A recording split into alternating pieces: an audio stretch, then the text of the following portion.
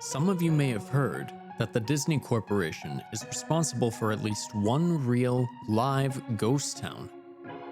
Disney built the Treasure Island Resort in Baker's Bay in the Bahamas. It didn't start as a ghost town. Disney cruise ships would actually stop at the resort and leave tourists there to relax in luxury. Disney blew $30 million on the place. Yes, $30 million. Then, they abandoned it.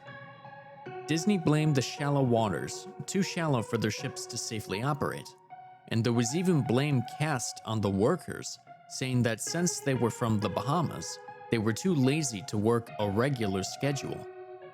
That's where the factual nature of their story ends. It wasn't because of sand, and it obviously wasn't because foreigners are lazy. Both are convenient excuses. No, I sincerely doubt those reasons were legitimate. Why don't I buy the official story? Because of Mowgli's Palace.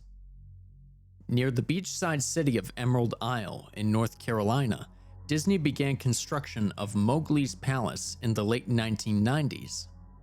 The concept was a jungle-themed resort with a large, you guessed it, palace in the center of the whole thing. If you're unfamiliar with the character of Mowgli, then you might better remember the story, The Jungle Book. If you haven't seen it anywhere else, you'd know it as the Disney cartoon from decades past.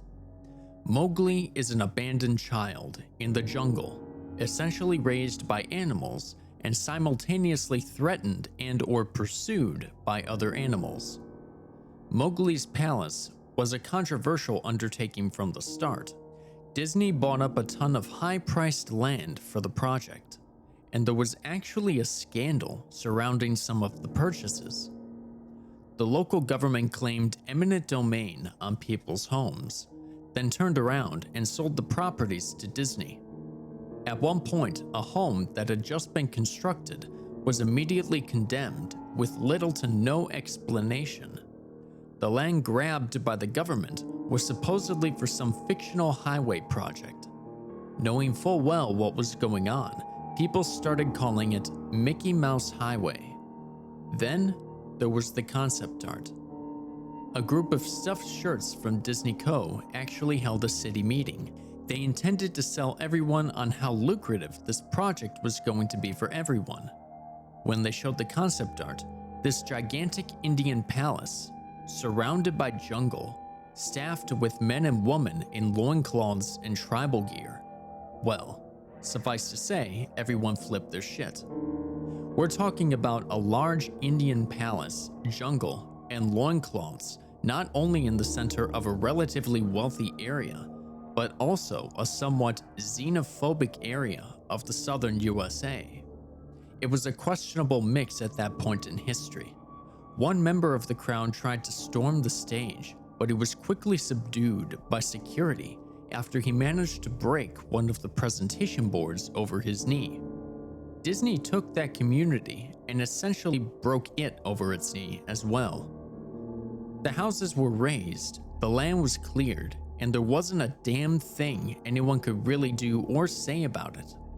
Local TV and newspapers were against the resort at the beginning, but some insane connection between Disney's media holdings and the local venues came into play, and their opinions turned on a dime. So anyway, Treasure Island, the Bahamas. Disney sunk those millions in and then split. The same thing happened with Mowgli's Palace. Construction was complete. Visitors actually stayed at the resort. The surrounding communities were flooded with traffic and the usual annoyances associated with an influx of lost and irate tourists. Then it all just stopped. Disney shut it down and nobody knew what the hell to think, but they were pretty happy about it. Disney's loss was pretty hilarious and wonderful to a group of folks who didn't want this in the first place. I honestly didn't give the place another thought since hearing it closed over a decade ago. I live maybe 4 hours from Emerald Isle, so I only heard the rumblings and didn't experience any of it firsthand. Then I read this article from someone who had explored the Treasure Island resort and posted a whole blog about all the crazy shit he found there. Stuff just left behind. Things smashed, defaced, probably ruined by the disgruntled former employees who had just lost their jobs. Hell, the locals from all around probably had a hand in wrecking that place. People there felt just as angry about Treasure Island as folks here did about Mowgli's palace. Plus, there were rumors that Disney had released their aquarium stock into the local waters when they closed, including sharks. Who wouldn't want to take a few swings at some merchandise after that? Well, what I'm getting at is that this blog about Treasure Island got me thinking. Even though many years had passed since its closing, I figured it might be cool to do some urban exploration at Mowgli's palace. Take some photos, write about my experience, and probably see if there was anything I could take home as a memento. I'm not going to say I wasted no time in getting there, because honestly, it took me another year after I first found that Treasure Island article to get around to going up to Emerald Isle. Over the course of that year, I did a lot of research on that palace resort. Or rather, I tried to. Naturally, no official Disney site or resource made any mention of the place. That had been scrubbed clean. Even odder, however, was that nobody before myself had apparently thought to blog about the place or even post a photo. None of the local TV or newspaper sites had one word about the place, though that was to be expected since they all swung Disney's way. They wouldn't be out there lauding their embarrassment, you know. Recently, I learned that corporations can actually ask Google, for example, to remove links from search results, basically for no good reason. Looking back, it's probably not that nobody spoke of the resort, but rather their words were made inaccessible, so in the end, I could barely find the place. All I had to go on was an old-as-hell map I received in the mail back in the 90s. It was a promotional item sent out to people who had recently been to Disney World, and I guess since I had been there in the late 80s, that was recent.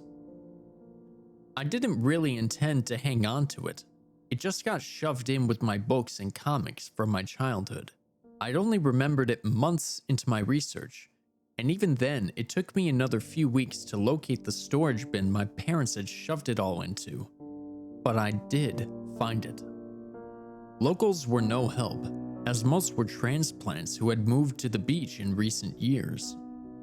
Or just residents who sneered at me and made rude gestures the second I managed to say, where would I find Mowgli's? The drive took me through an inordinately long corridor of overgrowth. Tropical plants that had run rampant and overpopulated the area mixed with the native species of flora that actually belonged there and had tried to reclaim the land. I was in awe when I reached the front gates of the resort. Tremendous, monolithic wooden gates whose supports to either side looked like they must have been cut from giant sequoias. The gate itself had been gouged in several places by woodpeckers and eaten away at the base by burrowing insects. Hanging on the gate was a sheet of metal, some random scrap, with hand-painted letters scrawled in black. Abandoned by Disney. Clearly the handiwork of some past local or an employee who wanted to make some small protest. The gates were open enough to walk through, but not drive. So, grabbing my digital camera and the map, whose flip side showed a layout of the resort, I set off on foot. The inner grounds of the place were just as overgrown as the entryway. Palm trees stood unattended and ragged among piles of their own coconuts. Banana plants similarly stood in their own stinking, bug-riddled refuse. There was this sort of clash between order and chaos, as carefully planted rows of perennial flowers mixed with obnoxious tall weeds and stinking blackened mushrooms. All that remained of any outdoor structures were broken, rotting wood and various charred bits of unidentifiable material. What was most likely an information booth or an outdoor bar was now simply a pile of assorted debris, chopped up by past vandalism and ravaged by weather. The most interesting thing on the grounds was a statue of Baloo, the friendly bear from the Jungle Book, which stood in a sort of courtyard in front of the main building. He was frozen in a jovial wave towards no one, staring into empty space with a silly, toothy grin, as birdshit covered whole swaths of his fur and vines ensnared his platform. I approached the main building, the palace, only to find the outside of the building covered in graffiti where the original paint had been peeled and chipped away. The front doors weren't just open, they'd been taken off their hinges and were stolen. Above the front doors, or the gaping maw where they had been, someone had once again painted, "Abandoned by Disney." I wish I could tell you about the awesome stuff I saw inside the palace. Forgotten statues, abandoned cash registers, a full-fledged secret society of homeless bums. But no. The inside of the building was so stark, so bare, that I actually think people had stolen the molding off the walls. Anything that was too big to steal, counters, desks, giant fake trees, they were all resting amid this empty echo chamber that amplified my every step like a slow rat-a-tat of a machine gun. I checked the floor plan and headed to all the locations that might seem in any way interesting. The kitchen was as you'd imagine, an industrial food prep area with all the appliances in space, no expenses spared. Every glass surface was broken, every door knocked off its hinges, every metal surface kicked and dented. The entire place smelled like very old piss. The huge freezer, not even remotely cool now, had row upon row of empty shelf space. Hooks hung from the ceiling, probably for hanging cuts of meat, and as I stood inside for a moment, I noticed they were swinging. Each hook swung in a random direction, but their movements were so slow and small that it was almost impossible to see. I figured it had been caused by my footsteps, so I stopped one from swinging by clutching it in my fist, then carefully letting go. But within seconds, it started to swing once more. The bathrooms were in much the same state as the rest of the place. Just like the Treasure Island Resort, someone had methodically smashed each porcelain commode with coconuts and other implements. There was about half an inch of rancid, stinking, stagnant water on the floor, so I didn't stay there very long. What's odd is that the toilets and the sinks, and the bidets in the ladies' room, yes, I went there, all dripped, leaked, or just ran freely. It seemed to me that they should have shut the water off long ago. There were plenty of rooms in the resort, but naturally I didn't have time to look through them all. The few I did peer into were similarly wrecked, and I didn't expect to find anything there. I thought there was actually a television or radio in one room, as I really think I heard a quiet conversation coming out. Though, it was like a whisper. Probably my own breathing echoing in the silence, or just another case of the sound of flowing water playing tricks on the mind. This is what it sounded like. Person 1. I didn't believe it. Person 2. Short unknown reply. Person 1. I didn't know that. I didn't know that. Person 2. Your father told you. Person 1. Unknown reply, or possibly just weeping. I know, that sounds ridiculous. I'm just telling you what I experienced. Why I thought there might have been something running in that room. Or worse, some vagrants who had holed up in there and probably would have knifed me. At the front of the doors of the palace again, I figured I hadn't found anything of note and had wasted the trip up. As I looked out the door, I noticed something interesting in the courtyard that I had apparently missed. Something that would give me at least one thing to show for all my troubles, even if it was just a photograph. There was a lifelike statue of a python, maybe 80 feet long, coiled up and sunning itself on a pedestal right in the center of the area. It was almost time for the sun to start setting, so the light fell onto the object in the perfect way for a photograph. I approached the python and snapped a photo. Then I stood on my toes and snapped another. I moved closer again to get the detail of its face. Slowly, casually, the python lifted its head, looked directly into my eyes, turned, and slithered off the pedestal across the grass and into the trees. All 80 feet of it. Its head long disappeared into the woods before its tail even left the sunning spot. Disney had released all their exotic animals onto the grounds. Right there on my floor plan map was the reptile house. I should have known. I read about the sharks at Treasure Isle, and I should have known they'd done this. I was dumbfounded, just utterly stupefied. My mouth must have been hanging open for the longest time before I came back down to earth and snapped it shut. I blinked a few times and backed away from where the snake had been, back toward the palace. Even though it was totally gone, I still wasn't taking any chances and backed my way into the building. It took a few deep breaths and slaps to my own face to get myself right in the head after that. I looked for a place to sit down, as my legs were feeling a bit like jelly at this point.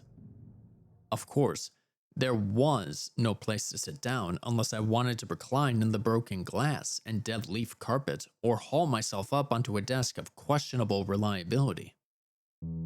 I'd seen some stairs near the palace's lobby and decided to go have a seat there until I felt better.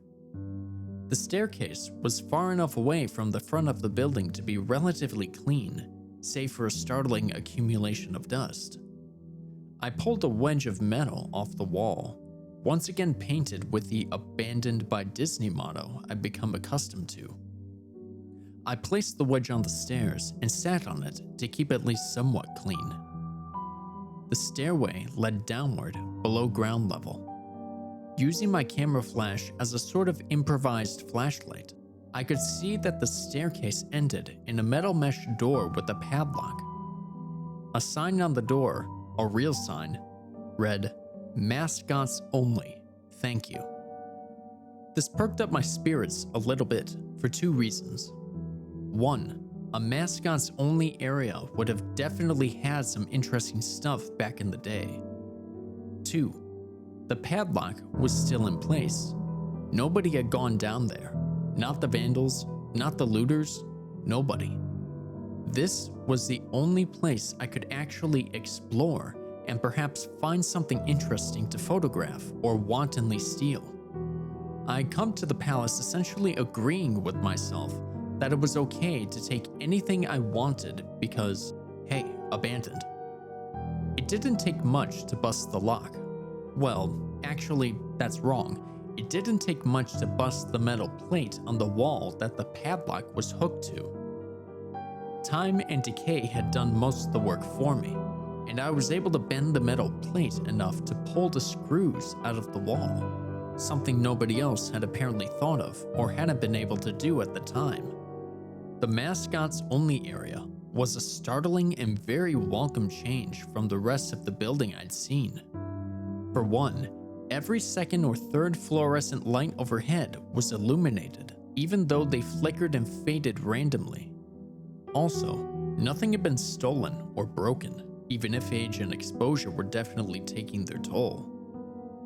Tables had notepads and pens. There were clocks, even a punching clock on the wall, complete with filled-out time cards.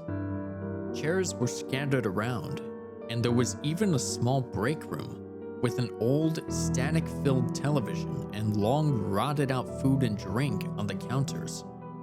It was like one of those post-apocalyptic movies where everything is left in the state of evacuation. As I walked the maze-like sub-basement hallways of the mascot-only area, the sights just became more and more interesting. As I went further, Desks and tables were knocked over, paper scattered and almost melded with the damp floor, and a large carpet of mold was slowly overtaking the real, rotting crimson floor covering. Everything was just sort of squishy. Anything wood disintegrated into mush when I applied even the least amount of force, and clothing items hanging on hooks in one of the rooms simply fell to moist threads if I tried to unhook them.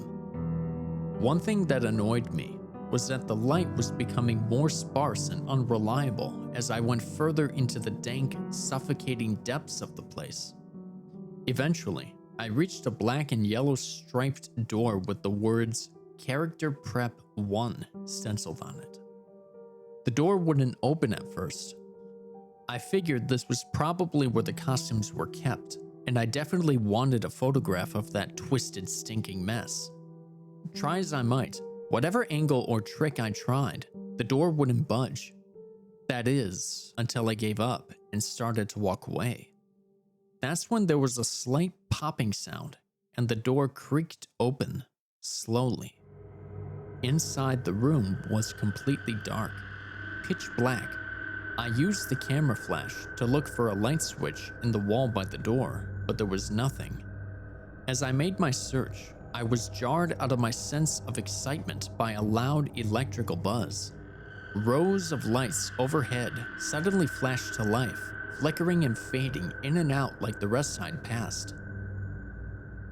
It took a second for my eyes to adjust, and it seemed like the light was going to just keep getting brighter until all the bulbs exploded. But just when I thought it would reach that critical stage, the lights dimmed a bit and steadied. The room was exactly as I'd pictured it. Various Disney costumes hung on the walls, fully put together like strange cartoon cadavers hung from invisible nooses. There was an entire rack of loincloths and native clothes on hangers towards the back. What I found odd, and what I wanted to photograph right away, was a Mickey Mouse costume at the center of the room. Unlike the other costumes, it was lying on its back in the center of the floor like a murder victim. The fur on the costume was rotten and shedding, creating bare patches. What was even odder, however, was the coloring of the costume. It was like a photo negative of the actual Mickey Mouse.